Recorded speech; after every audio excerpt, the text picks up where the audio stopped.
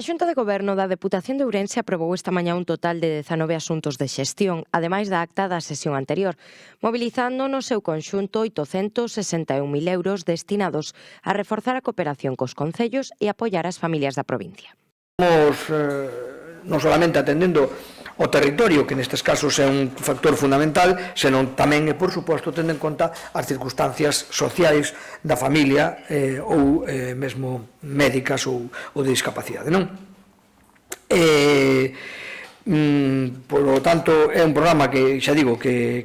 está plenamente consolidado e que, para poñernos nun extremo, vai desde o mínimo,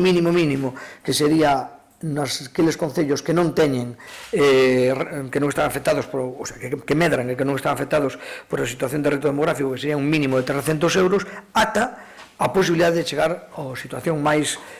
extrema, que é o 2.250 euros cando estás en concellos de grados 2 e 3 e ademais tes algunha circunstancia familiar, evidentemente, como acabamos de